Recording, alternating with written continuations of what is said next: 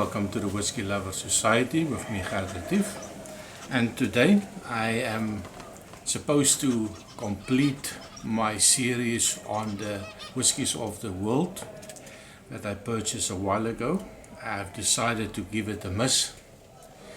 I did 2 of them already and it was a little bit of a disaster.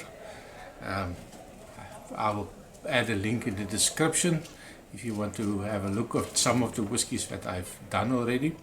It is just terrible. So to move on a little bit, I got another samples a while ago, so I've been looking forward to trying some of them. I have 2 whiskies from Bushmills distillery.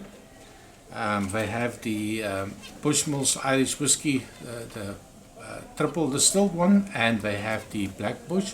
So I've decided to have a look at the Black Bush today, and hopefully it is much better than the disaster that I faced with the other whiskies in the whiskies of the world.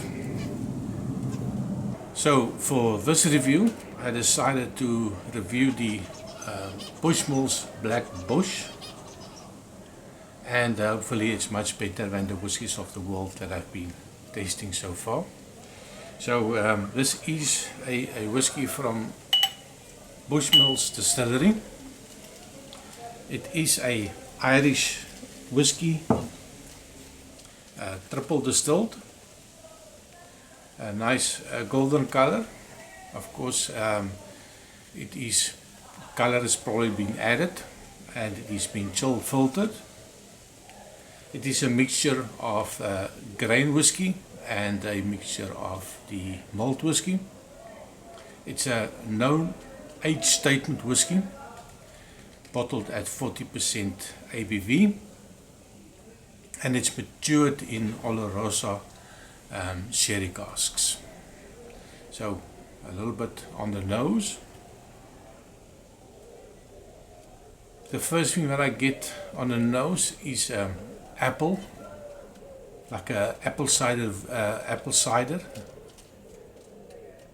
Very pleasant actually. Sweet. Some of the fruity flavors. A little bit of maybe some grape juice. The sherry is definitely there, but it is not a overly powerful sherry. I suspect it's got something to do with the age. They don't mention the age, so I suspect it will be 3 years and 1 day maybe. It is a mass produced whiskey, so I don't expect much in it.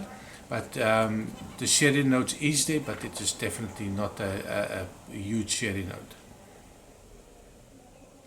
When I get a little hint of a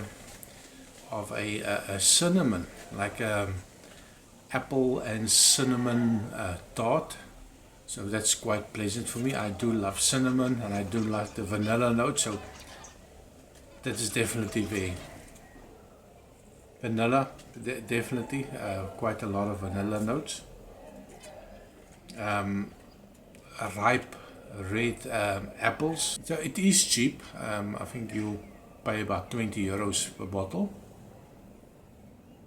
So on the taste, and I can only hope the taste match the nose.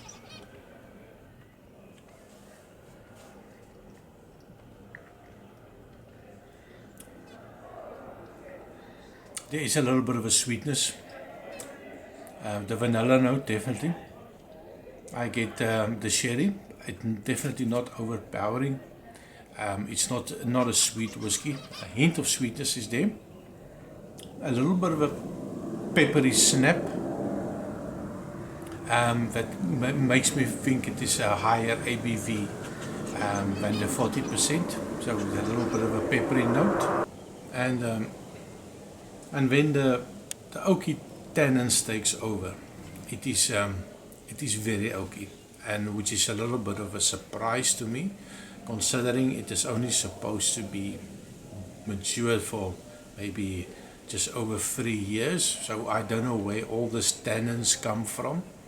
unless it is from XXXX bourbon cask where all the nice stuff has been removed already and what's left is just the tannins. So it is quite tanniny, makes me think of the Turkish coffee, dark chocolate, zero sugar in it. So it is quite tangy, and it's, you might know that. For me, that's not something that I really love. I've been trying many of them. I'm trying to like it, but so unfortunately I had a little bit of a technical problem with my closing remarks with regards to this whiskey, and my battery died, so I'm gonna have to do a quick retake. So yeah, the whiskey definitely not my cup of tea. I think the tannins are totally overpowering the whiskey.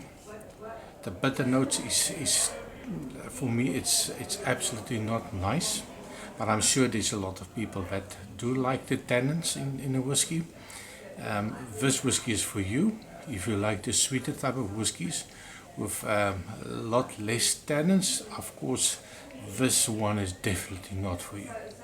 So with that, I'm going to give it a score out of 72 out of 100, just because of the tannins. It is it's incredible the amount of tannins that they pulled out of the wood in just over 3 years. So thanks for watching.